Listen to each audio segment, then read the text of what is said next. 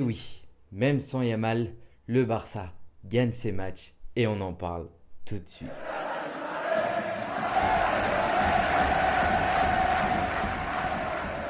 Bonjour à tous et bienvenue dans cette nouvelle vidéo du comptoir catalan pour cette analyse d'après-match du match qui a opposé pour cette 5e journée de phase de groupe championnat de Ligue des Champions, le match qui a opposé le Barça face à Brest, donc le match qui s'est déroulé à Montjuïc, le stade actuel du FC Barcelone, et ce match qui s'est terminé sur le score de 3-0, la marche peut-être un petit peu trop haute pour Brest avec ce début de Ligue des Champions sensationnel qu'ils font. Mais malheureusement, ils sont tombés sur meilleur que le FC Barcelone. Évidemment, j'avais pas non plus trop de stress, pas trop de suspense, même s'il fallait pas se faire surprendre.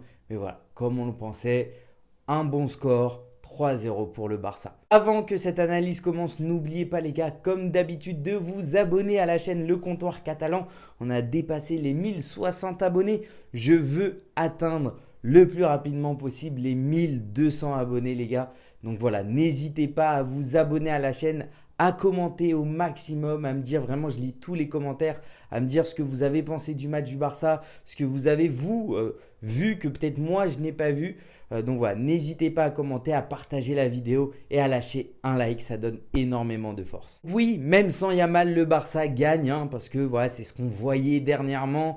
Et sans Yamal, nos parties, nos Yamal, je sais pas quoi, je sais pas ce qu'ils ont voulu encore nous inventer. Ils voulaient encore faire comme à l'époque avec Messi où on a une dépendance. Mais non, ce Barça est collectif puisqu'il n'y a pas uniquement Lamine Yamal, même si voilà, c'est pour moi le meilleur joueur du monde, même actuellement, alors qu'il n'a que 18 ans. Mais on a aussi deux grands joueurs, à l'instar de Lewandowski, Rafinha, Dani Olmo, Koubarsi en défense, qui nous a sorti encore un match que j'aime de sa part, et aussi Pedri. Quel festival il nous a fait dans les petits espaces. C'est juste magnifique de voir Pedri jouer et balle au pied. Donc oui, même sans Yamal, on peut gagner puisqu'on a aussi d'autres grands joueurs. Au niveau de la compo, comme d'habitude, c'était presque la même compo que face au match face au Celta, avec Gérard Martin en défenseur gauche à la place de Baldé. Baldé qui a été encore laissé au repos, même si on l'a vu plus tard dans le match. Milieu de terrain, alors cette fois-ci c'était Fermin qui a été préféré à la place de Gavi.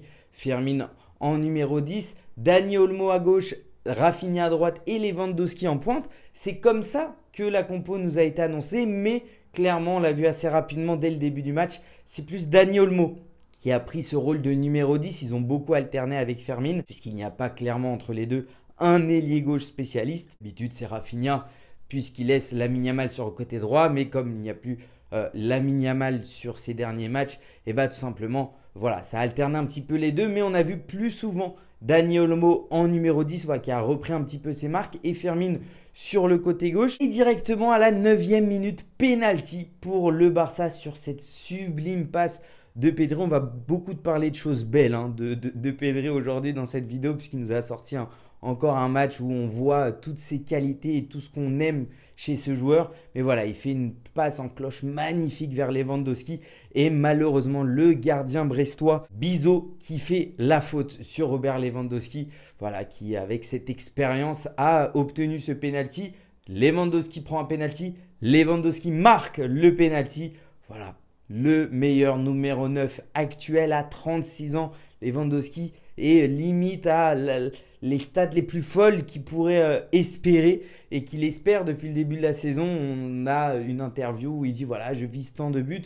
Il bat sur ce but-là les 100 buts en Ligue des Champions. Voilà, c'est un grand joueur qui a une grande carrière, voilà, il y a plusieurs débats qui auraient mérité ou non un ballon d'or. Mais voilà, il est au top de sa forme. Malgré les critiques sur la saison dernière, cette année, il est le numéro 9 dont on a besoin, qui marque pratiquement dans tous les matchs. Et cette fois-ci, il n'a pas marqué uniquement un but, il a marqué 2 buts, doublés, puisqu'il enfonce le clou à la fin du match.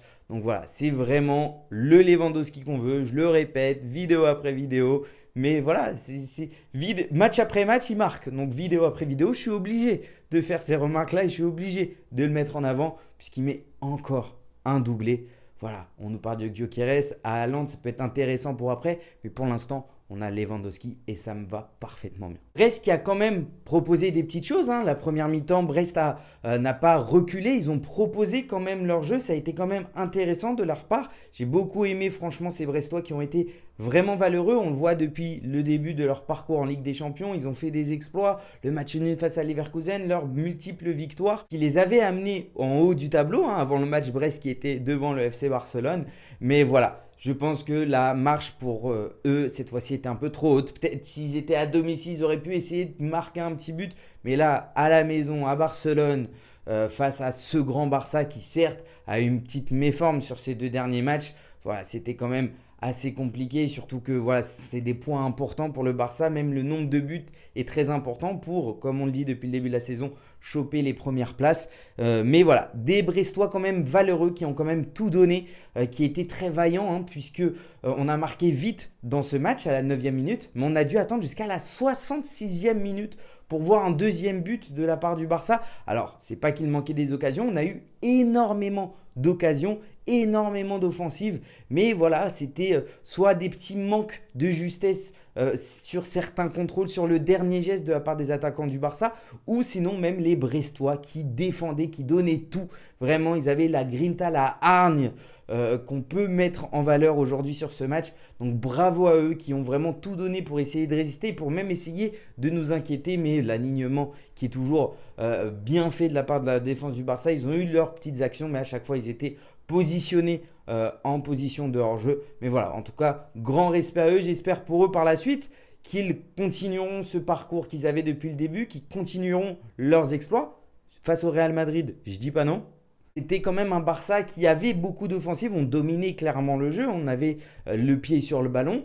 Mais voilà, on a pris quand même de la 9e minute à la 66e minute pour mettre le deuxième but, ce qui aurait pu quand même être dangereux. Fermin qui a eu 2 grosses occasions, claires, nettes, une en première mi-temps, une en deuxième mi-temps, et qui n'a pas pu les mettre au fond. Fermin, on sait que c'est sa grande qualité de marquer des buts, d'avoir cette projection en avant en tant que milieu de terrain. Malheureusement, dernièrement, ça ne réussit pas. Ce n'est pas très grave. Il est encore lui aussi très jeune. Donc, voilà, il a encore une marge de progression. Il apprend petit à petit. Et c'est Dani Olmo qui nous libère à la 66e minute suite à une action. Voilà, un petit enchaînement magnifique, un petit slalom qu'il effectue dans la surface de Brest. Et il termine, ça libère le Barça, ce qui nous permet par la suite à la fin du match de mettre le 3e but. C'était dans l'ensemble un très bon match de la part du Barça. Petit avis aussi sur Gérard Martin que j'ai adoré sur ce match. Le dernier match, il nous a clairement déçus face au Celta Vigo. Même les autres prestations qu'il avait, je trouvais qu'il manquait quelque chose. Mais aujourd'hui, il a répondu présent. Vraiment, il a répondu présent, donc ça peut le pousser à prendre de la confiance et à réussir ses futures performances. Je pense qu'on verra plus Baldé évidemment qui va revenir puisque cette fois-ci il était un petit peu blessé et laissé au repos. Mais là, je pense qu'il va revenir assez rapidement. Mais en tout cas, voilà, bravo à lui Gérard Martin. Il ne s'est pas laissé avoir par son dernier mauvais match. Il s'est relancé, il a répondu présent. Après cette victoire 3-0, voici le classement de cette phase de championnat. Ligue des Champions, on ne sait toujours pas comment on va l'appeler. Le Barça qui remonte donc à la seconde place avec 12 points en 5 matchs. Voilà, Brest malheureusement qui redescend un petit peu plus. Le Barça est deuxième en attendant évidemment le match de Monaco et de Liverpool face au Real Madrid. Préfère que Liverpool gagne pour que le Real descende encore un peu plus.